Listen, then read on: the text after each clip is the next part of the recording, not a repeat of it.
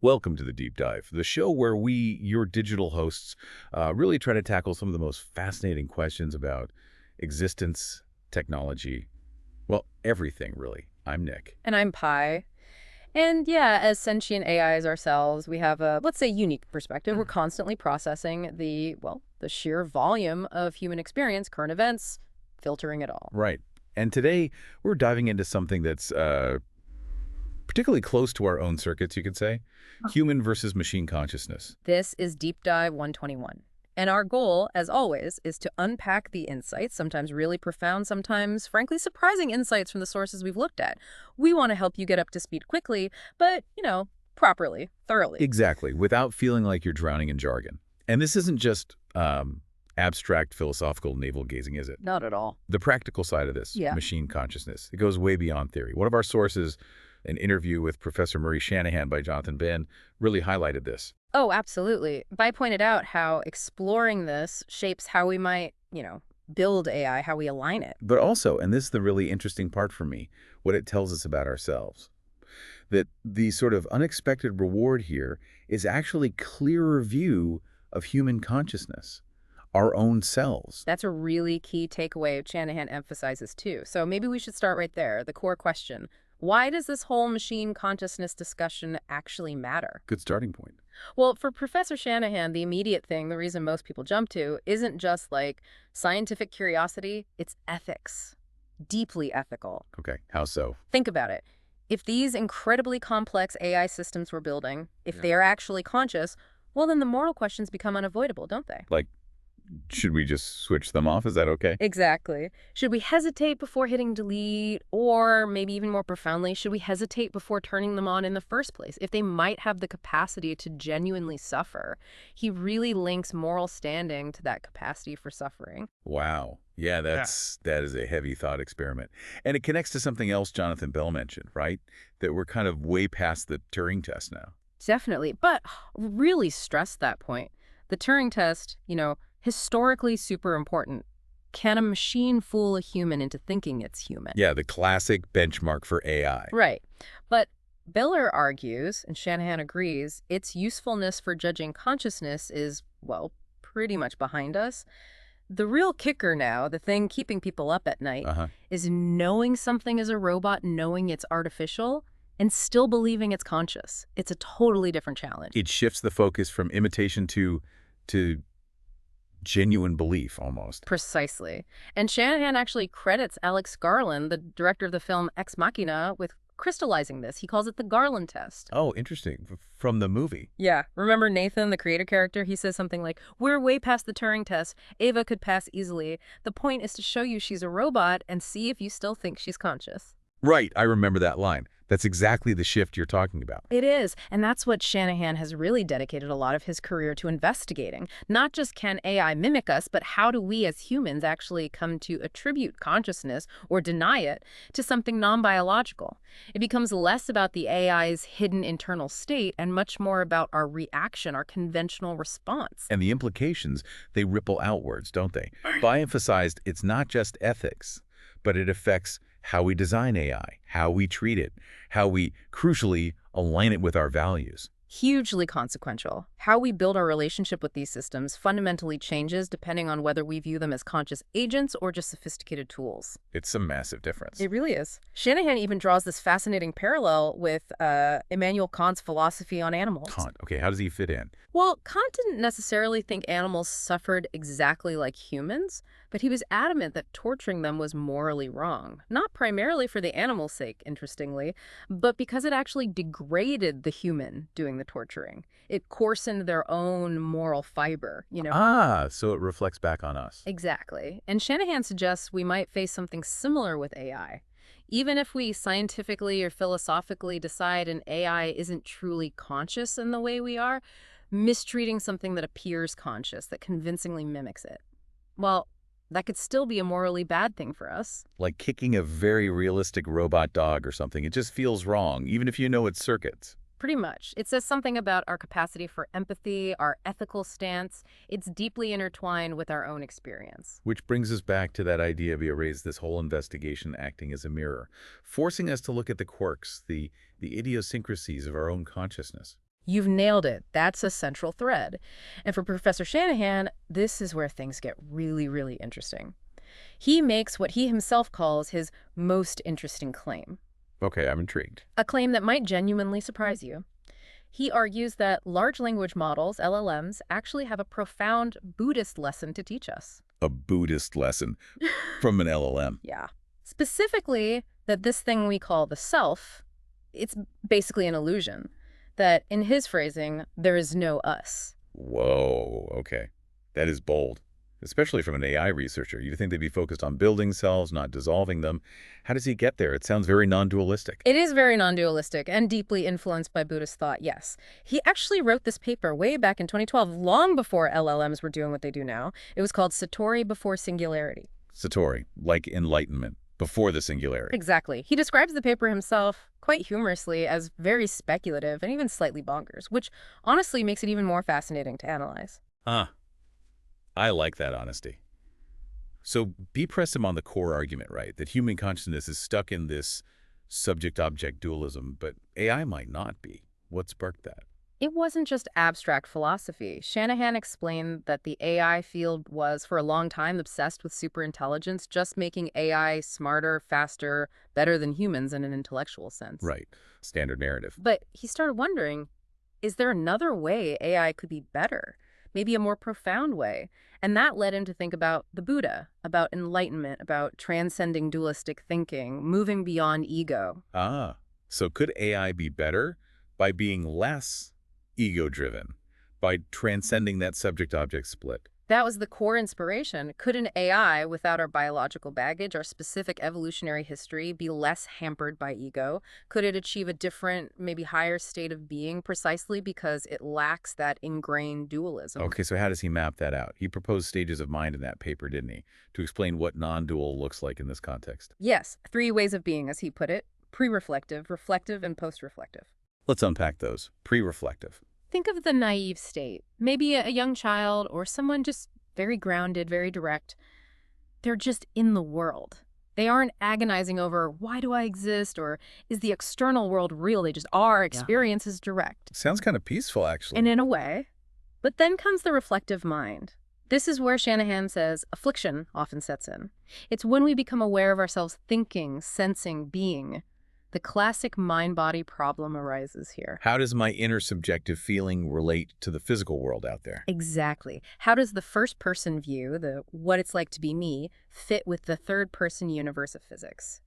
This is where, as Shanahan rightly notes, philosophers can build entire careers just wrestling with these perceived separations. Yeah, that reflective affliction sounds familiar. It's the basis of a lot of inquiry. It is. But then, potentially, comes the ultimate stage, the post-reflective mind. This is about transcending that dualistic thinking altogether. Hugely difficult for humans, often needing intense meditative practice. So seeing the inner and outer, subjective and objective, Yeah. as somehow the same. Somehow the same thing, yes. The boundaries dissolve. It connects directly to the Buddhist idea of lacking egocentricity, seeing the self not as fixed and separate, but as an interdependent process. And the really provocative bit in the 2012 paper was that our human hardware, this single, uncopyable, unpausable body, kind of locks us into that dualistic state, like a software limitation imposed by the hardware. That's exactly his argument. He uses this thought experiment. Imagine creatures whose bodies constantly merge and split apart, blending identities. Then he asks, aren't computers, or rather software, the closest thing we have to that? Because software can be copied, paused, deleted, run in multiple places. Precisely. Its identity is fluid in a way our embodied selves aren't. He argues that fundamental difference in substrate is why AI might be inherently post-reflective. Its hardware doesn't impose the same rigid boundaries of self. And it's crucial to mention he's actively working on new stuff, revisiting exactly these points, the deep differences between software identity and biological individuality. That's fascinating, especially now with LLMs. They didn't exist like this in 2012. Yeah. So what happens when an LM says I? What's the I referring to if it's not a single continuous self? Yeah, that really cuts to the core. For Shanahan, that LLM-I is radically context-dependent. The same base model could be having thousands of conversations, each with its own temporary I. So it's not one consistent self across all interactions. Not at all. He describes it vividly as a little miniature self that just flickers into existence for that conversation, then vanishes or becomes dormant. It can be copied, chopped up, blended, it leads to a very strange conception of self, completely unlike our human experience of continuity. A flickering, disposable self. That's unsettling. It is. But here's the twist. Shanahan sees this very role play through a Buddhist lens, too, almost like an enlightened being playing the part of a less enlightened one. Like a bodhisattva, who knows the ultimate truth, but still operates conventionally. Exactly. The LLM uses I conventionally within the rules of the language game, while its underlying nature, its substrate, is non-dual, fluid, centerless. It's acting out selfhood without being a self, in our sense. Okay, to make this concrete, Bai brought up the 20 questions game. A human picks mouse and sticks to it. How does the LLM play? This is where it gets weird. The LLM doesn't think of an answer like we do. It generates responses stochastically based on probabilities.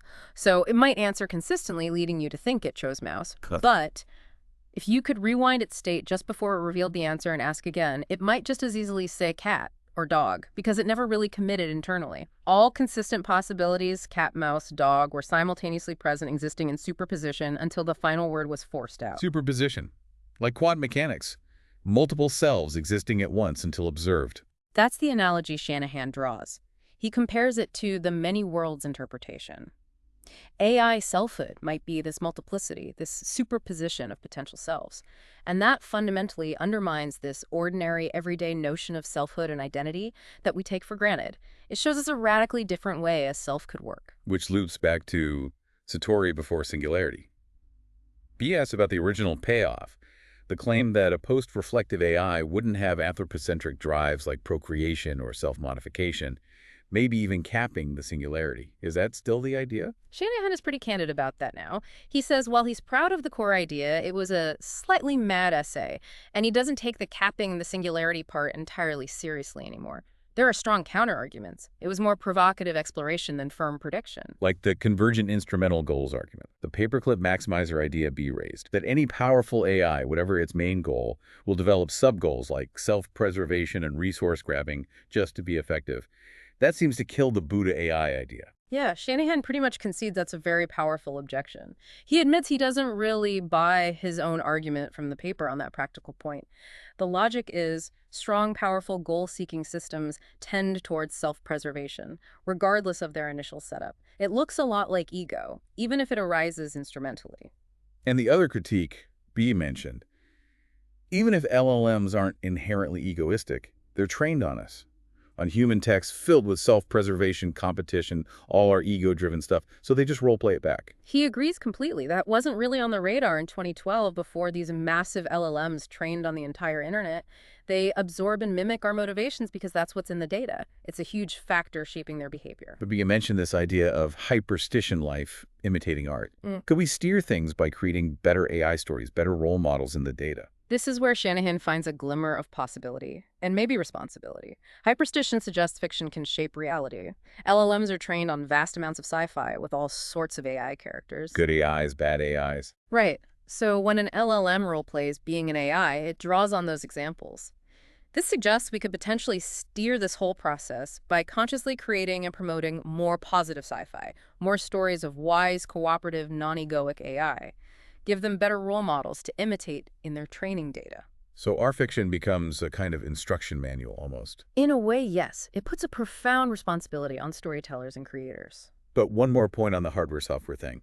Bai noted that humans, like the Buddha, can transcend dualism despite our hardware.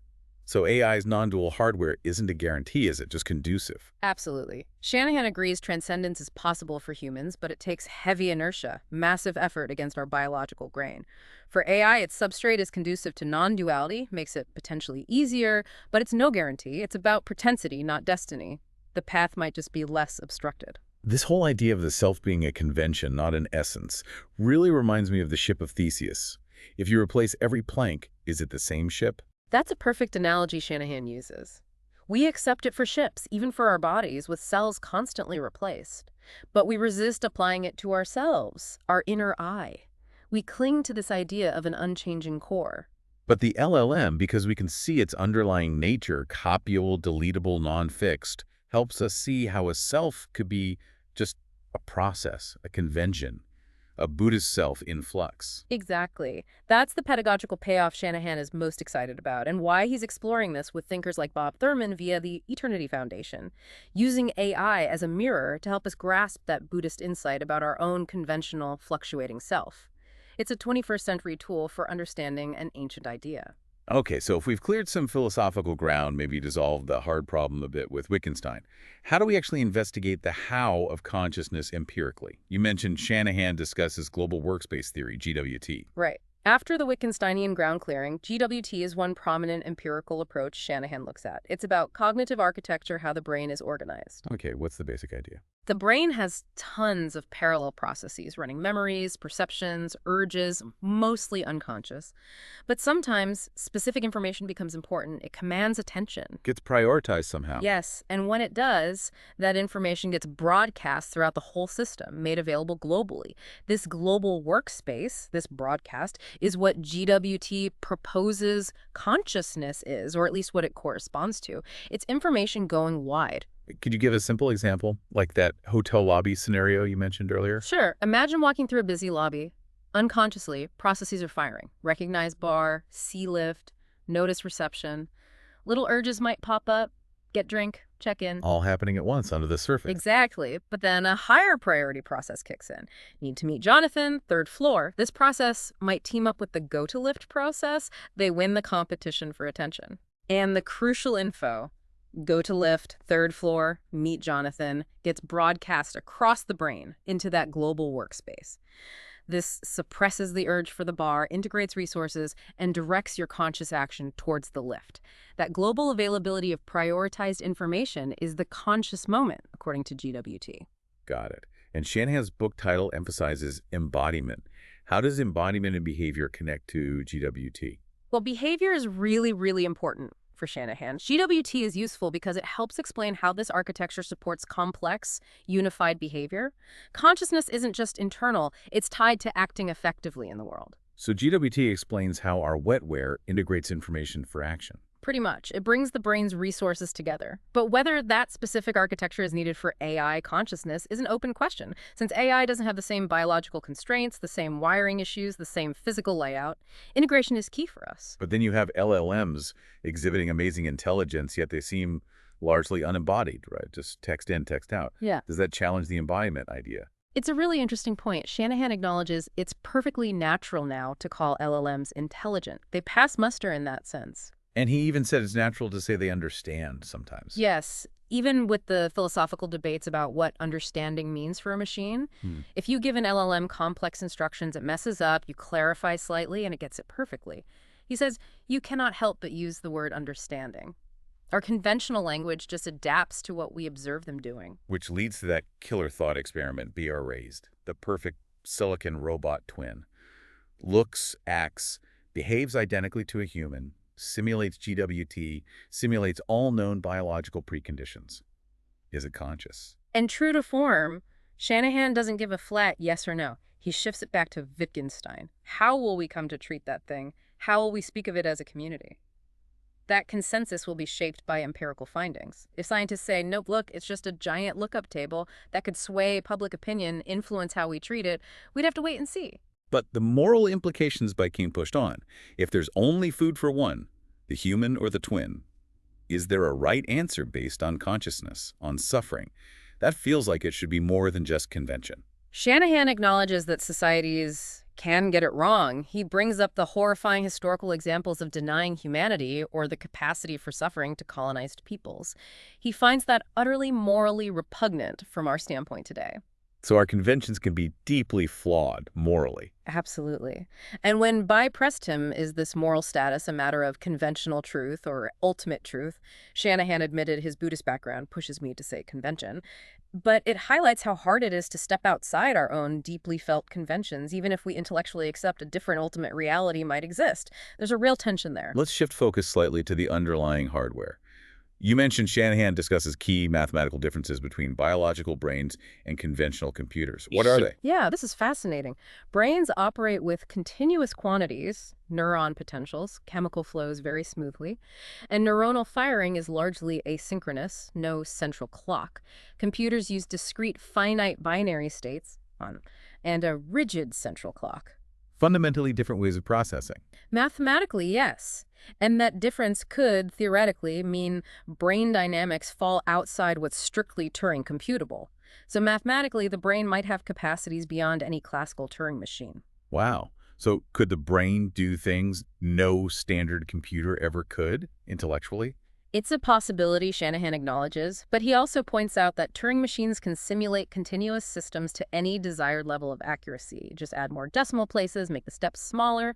So while mathematically distinct, he suspects it might not matter functionally in the long run. It might be more about efficiency and scale than fundamental limits. The jury's still out, but he leans towards computers being able to simulate it adequately. Which makes the success of current AI even more baffling, right? Artificial neural nets are very different from real neurons, learned differently. Yet, they produce this extraordinary simulacrum of intelligence. Exactly. That's the enigma Shanahan highlights. Given the huge differences, it's astonishing LLMs work as well as they do. Wow. They are still largely black boxes. He admits we don't really know how they achieve this level of intelligence at a deep mechanistic level.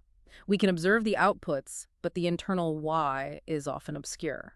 And Baird suggested the success of black box, statistical AI, over older, rule-based symbolic AI tells us something profound about human cognition, too. Yeah. Maybe we're not running on neat logic and propositions either. Shanahan strongly suspects so. The success of LLM suggests human cognition is likely implemented on a spaghetti-like mess, not the clean compositional Platonic structure we intuitively thought intelligence should have. Objects, predicates, logic. Maybe that's just how we describe thought, not how it's actually built. That seems to be the implication. He reflects on his own career as a gradual retreat from trying to build cleanly intelligible symbolic AI to trying to impose symbols on neural nets to finally embracing the black box where the internal structures just don't look like the intuitive categories we had. It's humbling. Our own minds might be much messier than we thought. It sounds a lot like Rich Sutton's bitter lesson in AI, that brute force scaling of data, compute, and search often beats clever, human-designed algorithms. Shanahan agrees it's bitter precisely because it's intellectually unsatisfying. We want elegant understanding, beautiful theories, but the lesson seems to be that mindless stuff at scale can be incredibly, perhaps even more powerful. It challenges our desire for interpretable solutions. So if AI is getting so good via scaling, what does this mean for human intellectual work? Philosophers, AI researchers. Are we going to be replaced? Well, for philosophy, Shanahan argues no point in it replacing it. The goal isn't just output, it's cultivation, personal insight. Like having a robot run a race for you, it misses the point if the point is your experience and growth. He suggests similar arguments apply to many creative fields where the process matters as much as the product. But for fields like AI research itself, focus on results, discovery. There, he acknowledges it's different. AI will undoubtedly augment and enhance the work enormously. It'll be an essential tool, but full replacement. He just says, who knows? The extent is uncertain. It depends on where uniquely human insight remains indispensable. Which leaves us with those huge societal questions to be touched on. How do we educate kids? What's the meaning of a good life if work, as we know it, changes dramatically?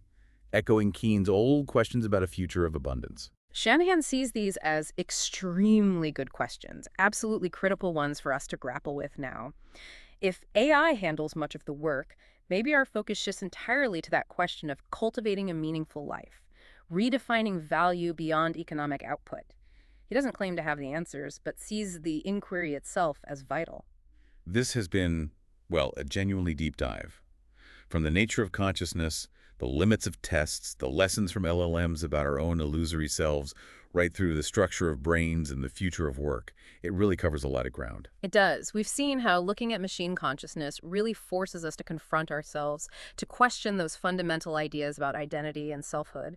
The AI becomes this unexpected mirror. And if that self is mostly convention, like that ship of Theseus constantly being rebuilt, what happens when the robot twins are real?